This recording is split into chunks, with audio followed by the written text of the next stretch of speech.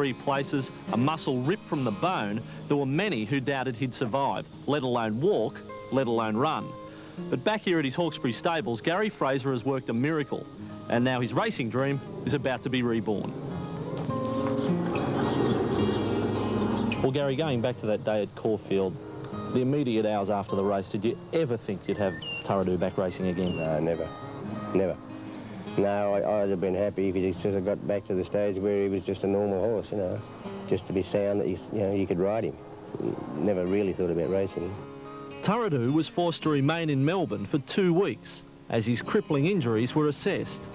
A special flight was chartered to bring him back to Sydney, and that's when the first sign of an extraordinary comeback was noted.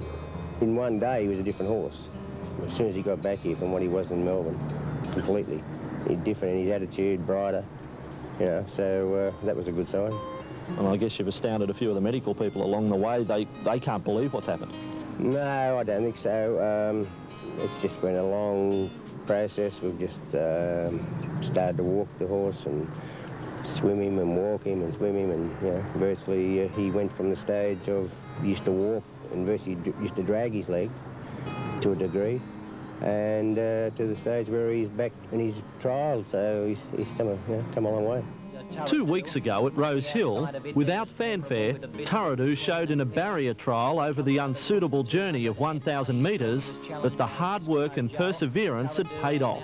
The racehorse was back. It's memorable on the outside of them all, taking the lead narrowly from Eskimo Joe and Tarradoo. Now Tarradoo is kicking through on the inside, and Tarradoo goes on to win it. Just to see him go well in a trial was as good as winning a race, really, you know, considering how he was.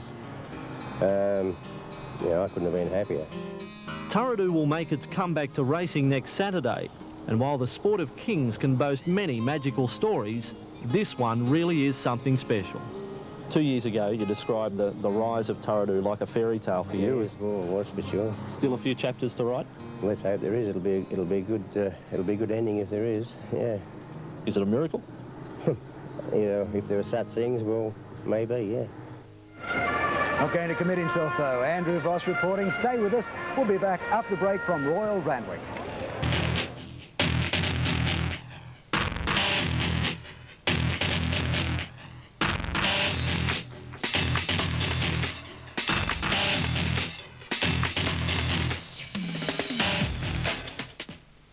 Sunday. Over the rise, and Hunter on the outside headed Might, but here comes Bozam. Bozam on the outside has just cruised up to them as they top the rise. He went past them in a single stride, and Bozam left them standing. Look at that acceleration once again as he races 4 or 5 in front. Brixton Town wide out is running home hard. He's going to get second, but Bozam wins the Derby with the head on the chest.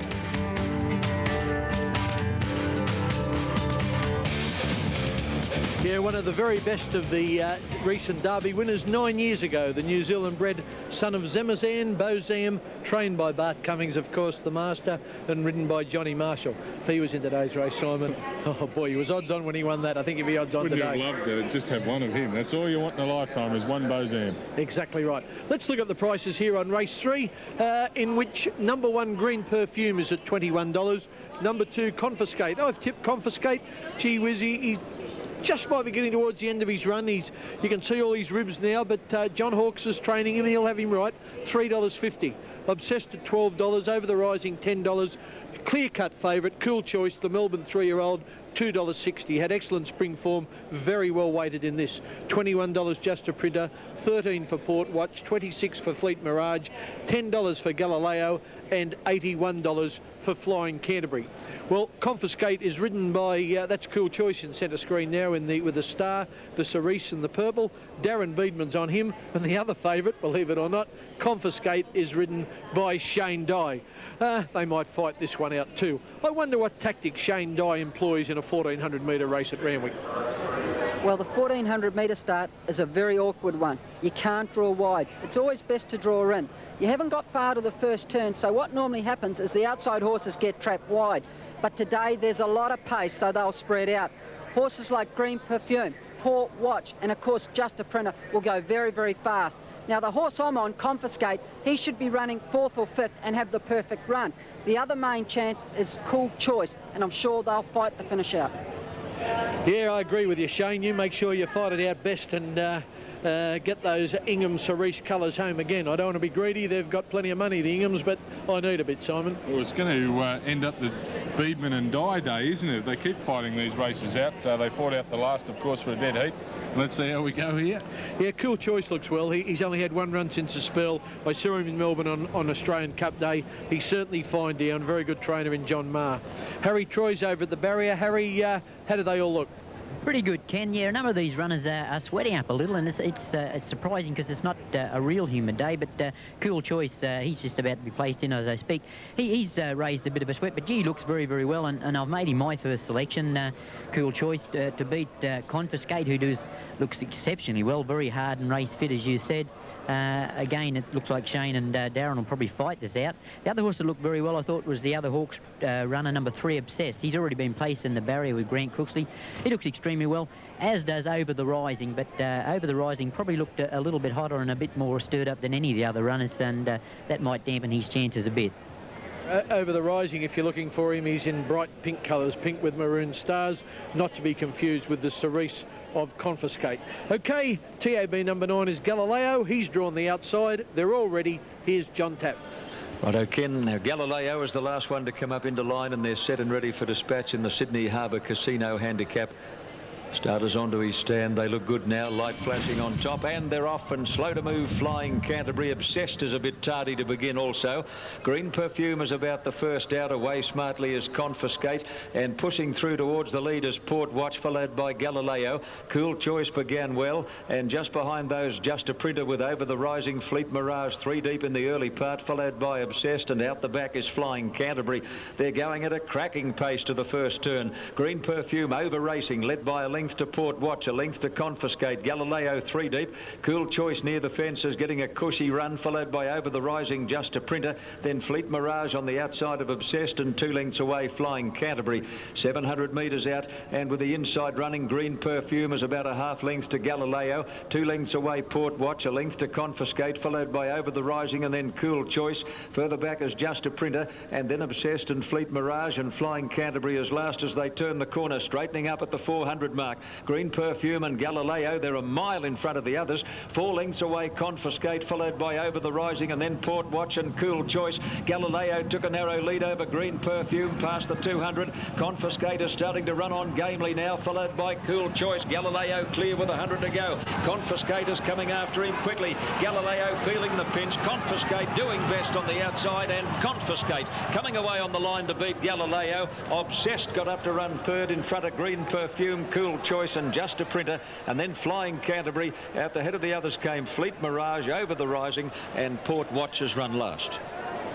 Yeah, ridden superbly by Shane Dye, an absolute superb ride. Shane had a second, a dead heat for first. Now he gets a first outright on number 2, Confiscate, in the colours of the Inghams. Gives them 3 out of 3. The leader, as we see them here, is Galileo.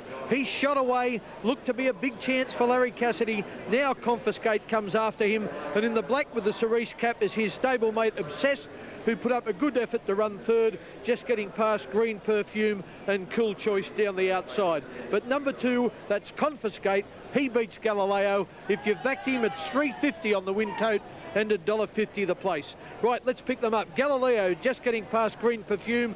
Confiscate in the Cerise claims him. Next is Cool Choice, a bit disappointing.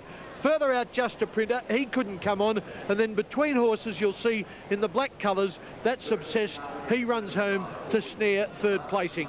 The winner, Confiscate. Second, Galileo. Third, number 3, Obsessed, in race 3 on the card. Now here's the head on. From the inside, that's Over the Rising in the pink. Then in the pink and the blue, it's Green Perfume. In the brown and white checks, it's Galileo. In the Cerise, it's Confiscate. Outside of him in the purple cap is Cool Choice. Behind him in the yellow sleeves is Fleet Mirage. And in the middle, in the black with the Cerise cap, trying to get between horses, is Obsessed, with Grant Cooksley looking for a passage. Okay, but here's Shane Dye, right-handed whip rider, the horse with the Cerise colours, Cerise blinkers, and home he goes. God bless him. I thought he might have had enough, but, well, he was too good today and won by 3/4 of a length. God bless him. We know who you've had a quid on, don't we? If you don't talk through your kick, Simon, I think you're a mate. Okay, Harry Troy's over with Darren Beedman. No, Harry's not with Shane Dye this time. That was the clerk of the course. He fooled me. Anyway, Shane Dye bringing Confiscate back to scale, repeating those dividends on numbers 2, 9 and 3, $3.50 and $1.50 for the winner, 9 Galileo $2.60, 3 Obsessed $3. The disappointment was Cool Choice as we take a break on the wide world of sports.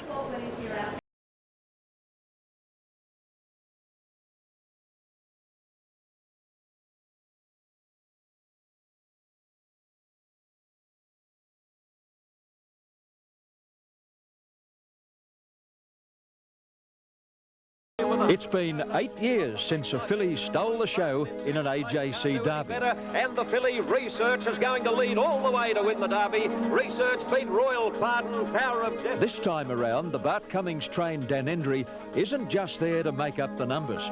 Most experts believe she'll win it. Oh, definitely this year, because they're not a strong bunch of colts. Most of the good colts like Indigaze and Tamperne Lane have a query whether they will run a strong 2400, and Denendry already has. By Dane Hill out of Stormy Exchange, Dan Endry has been placed in her last 6 starts. She was second to My Bright Ear in last year's Victorian Oaks and overcame a bumping duel to win Saturday's Ansett Australia Stakes. There was Assertive Lass burst to the lead. Assertive Lass shot clear at the 200. Dan Endry, after getting a bumpers, grabbed her in one stride. Dan Endry shot to the lead, 100 out from Ella Capella. Assertive Lass, but Dan Endry, she got a big bump in the straight, but it didn't worry her one iota. Dan Endry came away to beat Ella Capella. That performance was enough to convince jockey Darren Beedman to stay with her in the Derby and give up the ride on Guinea's winner, Tamperne Lane. Do you think she deserves to be favourite? Yes, I do.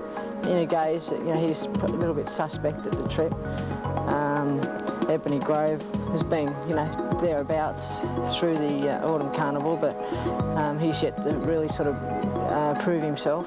But this filly proved herself the other day, and she has improved a lot since the spring as far as conformation and condition goes, so that's another added bonus.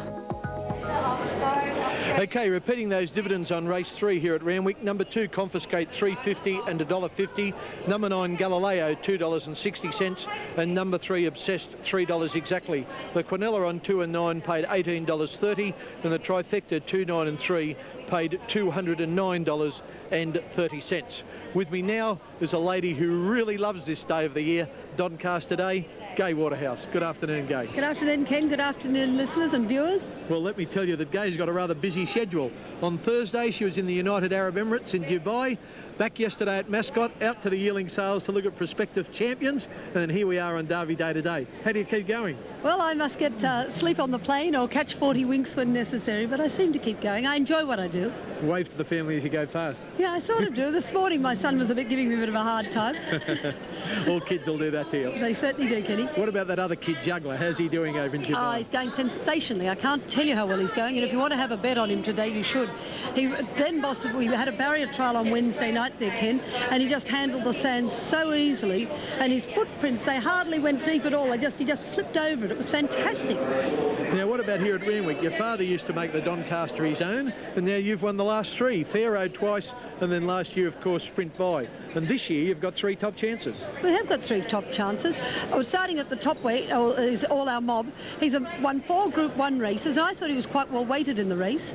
Just to butt in on you only, yes? Because we've got the tape in another order, we might show Secret Savings first up, running 3rd to Moorwatt in the Ryder Stakes. And he was trapped off the track. As we pick up this tape, you'll see him coming to the turn in the white cap, 3 deep outside the leaders.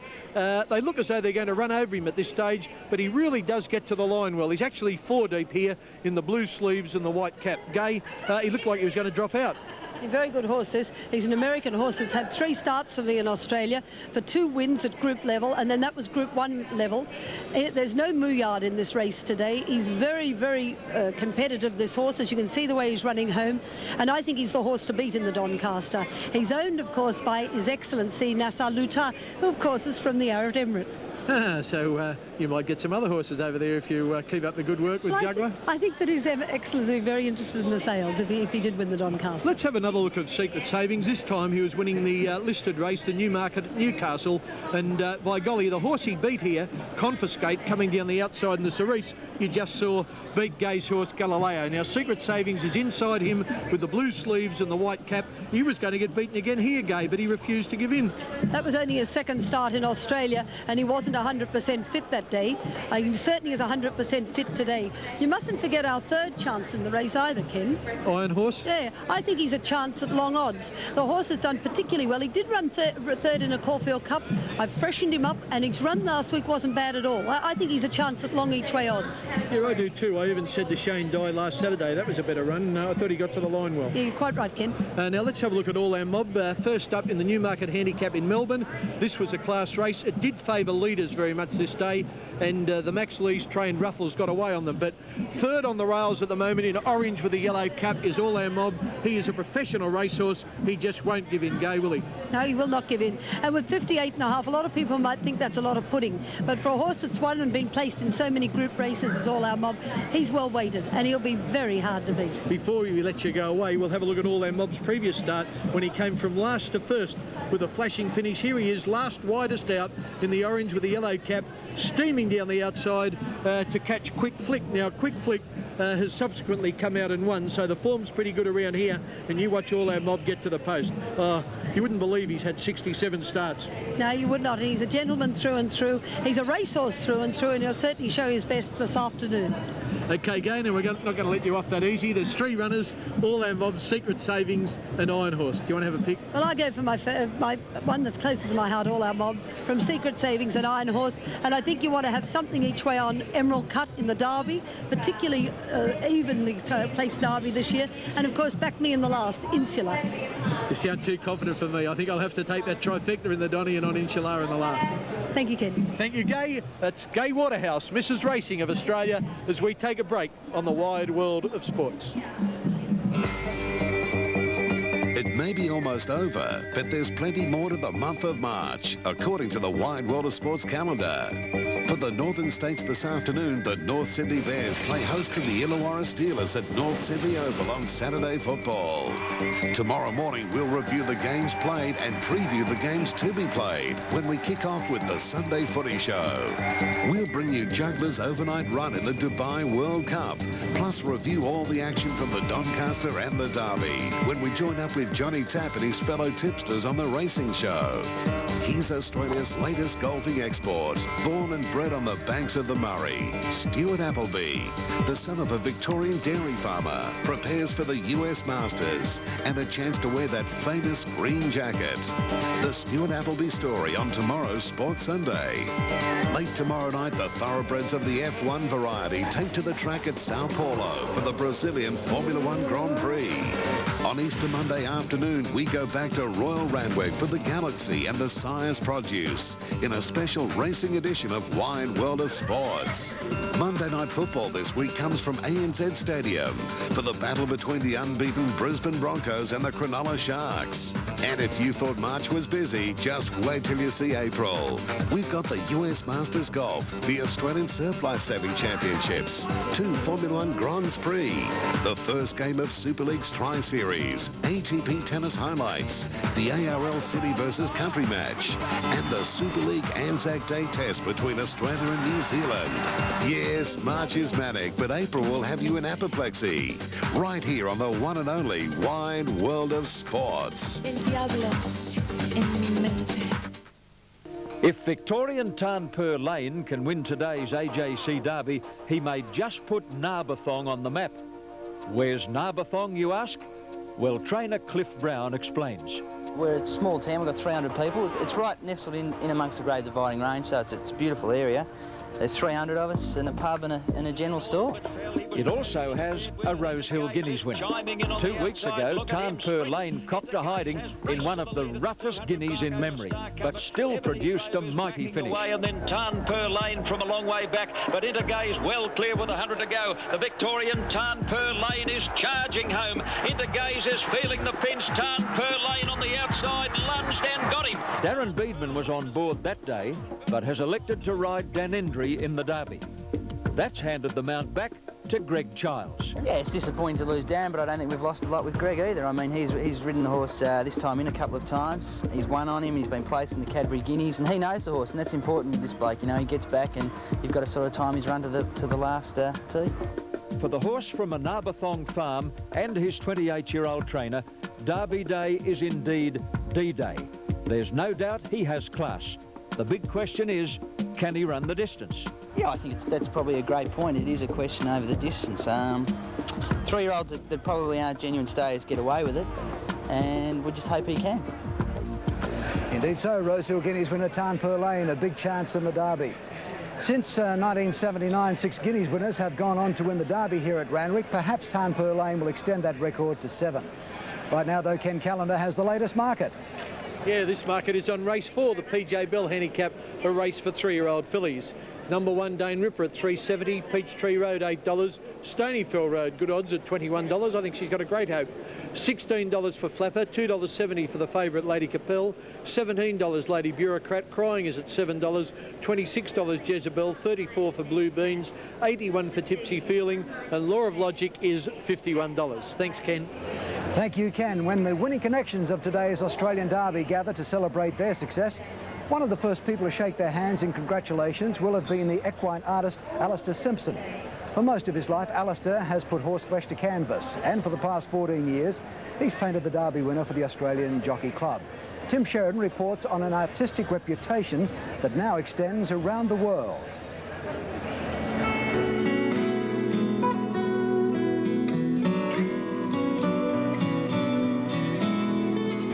I will start with the eye, because I think that's the part that, well, I think people look at the head first of the horse, usually, and then the eye. And I think you can learn a lot from the horse, whether it has a kind eye or a large eye, smallish eyes, how far apart they're set. That's very important. Buy an Alistair Simpson painting and you've backed to certainty. A rare artistic talent, driven by a lifelong passion for horses and racing, Alistair Simpson gives his subjects such life they threaten to gallop out of their frames. It's Count Shivers and Octagonal. Octagonal headed Count Shivers close to home in the Mercedes Classic, and Octagonal, desperately ridden by Beedman, is drawing away. He'll win. Octagonal. It's important to bring out the personality of a horse. You can't have a painting just full of correct anatomy. You have to bring out the various characteristics of the horse as well, and its personality. Demand for his work lured Alistair, his wife Mary and their 2 children across the Tasman in 1989. Since he was a small boy in the New Zealand province of Waikato, he'd ridden his uncle's horses bareback and then rushed home to draw them. After 30 years as a professional, he's booked out 6 months in advance, and most of those appointments are with the stars. I try to limit the portraits down to 10 paintings, if I can, a year. Most of it was taken up last year with painting Octagonal, and I didn't mind that because he's such a lovely horse. Another of Alistair's favourites is Jearn, for whom the process of portraiture began on a cold Flemington day. He usually allows himself only half an hour at the most with his subject. So I saw him this very wintry day, made all the sketches and notes, as you can see, which helped me when I prepared the final pencil sketch, and after that the finished painting. So the pencil sketch comes next? Yes, working on my notes and my colour scheme, and that's before I thought of a background, but the colour of a horse is not as important as the actual anatomy. And so we end up with this? I end up with the, after many hours of work, of course, with the finished painting.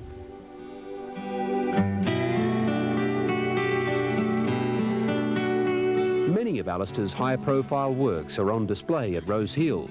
He's painted the race now known as the Mercedes Classic for 8 years, and his association with the Tui's Golden Slipper celebrates a decade this autumn. But his biggest honour will be to have 2 of his paintings on a 6-month tour of the United States, part of Equine Art's most exclusive club. Alistair, this is one of two leaving this weekend for America. What sort of an honour was it to be chosen as an associate member of the American Academy of Equine Art? Well, it's a great honour, as you'd expect. I'm the only artist from the Southern Hemisphere that has been asked to become a member, and I've originally, over the last 10 years, I've had to submit photographs of paintings, and finally the directors informed me that I was a member, and then of course I've been invited to participate in this exhibition. So they're very choosy, extremely choosy. Yes, it takes a long time. I think there are only about 20 members really from all around the world.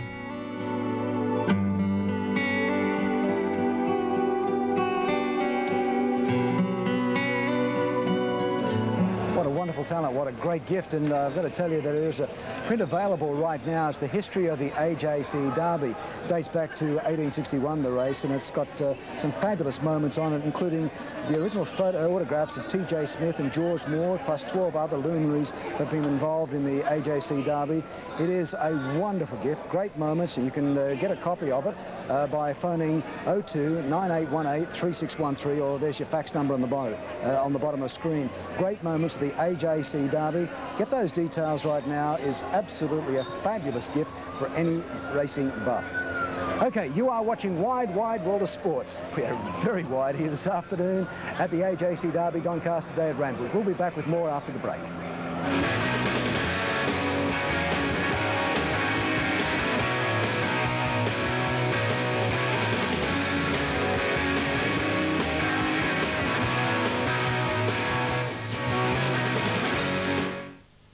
Doncaster Derby Day here at Royal Randwick, and what a fabulous afternoon of racing we've had already, with the two big races coming up here on Wide World of Sports.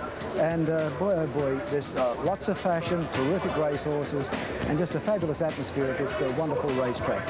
And we're capturing all the moments here this afternoon, as I said, on the Wide World of Sports. And while you're relaxing over the weekend, consider what a week it's been for trainer Gai Waterhouse. She's travelled to Dubai and back, returning home just in time for today's Doncaster meeting and the upcoming Easter sales. Still, her business in the United Arab Emirates won't be settled until the early hours of tomorrow morning. Glenn Boss and 5-year-old Juggler are lining up in the richest horse race in the world, the Dubai Cup. The stable is targeting not just a share in the $5.5 million prize money, but ultimate glory against a world-class field. Amanda de Pledge reports. The journey begins to a faraway land, from the centre of Sydney to the desert of Dubai. Champion gelding Juggler is hunting a golden treasure, victory in what's billed as the World Championship in the Sport of Kings. A race that began as a royal dream for the Maktoum brothers, the ruler and crown prince of Dubai. A race immortalised for the first time last year by a champion American called Cigar. He's coming back. It's going to be Cigar's going to take it. And the line, Cigar by 3 parts of it. 14 out of 14 for Cigar. It's just a fairy tale. It's the most exciting thing that I could imagine in horse racing, to go around the world, to run in the world's richest race, and with a horse who you know is genuine. What appeals to you most about the Dubai Cup? I think the prestige of it, I think the excitement of it, the money has to be considered, you know, and I've got a horse that's good enough to compete in it. The whole scenario of the Dubai Cup is quite enchanting, isn't it? Very much so. I suppose it's a bit of the idea of the Arabian Nights and, you know, the warm deserts and the balmy evenings and racing under floodlight, and it's an international arena. An exciting challenge a long way from Juggler's home turf. An invitation that managing owner Peter Horwitz admits appeared a little too risky at first, considering Melbourne Cup winner Saintly's plight at the Japan Cup. We saw what happened to Saintly, a marvellous horse like that, getting laid low with illness, and we at first weren't going to go. And then they rang us and said, well, what if we could make it a lot easier for you? What if you could run in your summer and autumn races here and also go to Dubai on a flight of your choosing and go direct, and you can pick the time and the date. So we thought, well, why not? Juggler is not the first Australian horse to chase this world crown. Last year, the Bobby Thompson trained Danewin struggled to keep up with the rest of the field. The vastly different conditions, including a sand track, proved a tough test. But its territory, Gay Waterhouse, doesn't fear. How do you think Juggler will handle those conditions? Well, I think Juggler, the difference, the two major differences, Juggler's a gelding, whereas Danewood was a stallion, and I think that Juggler's a much lighter horse. I think he'll cope with the heavy sand track much better. Well, I train most of my horses, 90% of their gallops are done on dirt tracks. Now, they're not the depth that they have in America or in Dubai, but they're on dirt, so I would say that Juggler will be very used to the dirt of Dubai. Juggler, you know, will go out and give his best every race start. Even some great horses, and we even saw a great horse like Octagonal have an off time last spring. But Juggler never has off times. He's on the job all the time. And if there's a